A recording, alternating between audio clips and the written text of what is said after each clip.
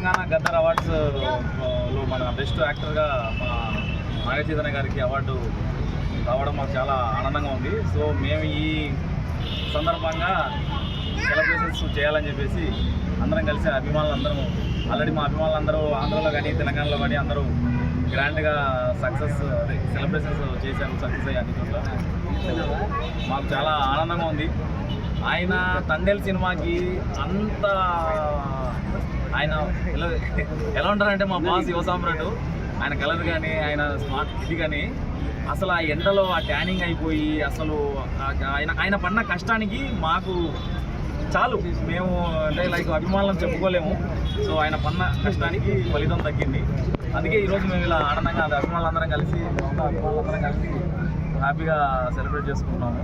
So అది first వచ్చేసి Vishwakarma games చాలా బాగున్నాయి, మీరందరూ చూడొచ్చు.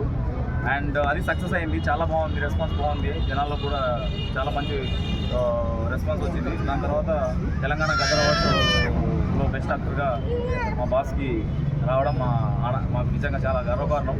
అభిమానులుగా మేము గర్విస్తున్నాము, చాలా చాలా సంతోషంగా ఉంది. సో అదే ఈ మూమెంట్ అనమాట, ఇలా సెలబ్రేట్ చేసుకుంటాము. సో అది అండ్ కంగ్రాచులేషన్స్ టు అవర్ యువ సామ్రాట్ బాస్. మీరు ఎప్పుడు ఇలానే మంచి మంచి సినిమాలు చేస్తూ మమ్మల్ని ఇంకా మెప్పించాలని మేము ఎప్పుడు కోరుకుంటుంటాము. థ్యాంక్ యూ బాస్, చాలా హ్యాపీగా ఉంది మీకు అవార్డు రావడం. And thank you. మరి గవర్నమెంట్గా చెబుతారా మీ ఫ్యాన్స్ తరఫున?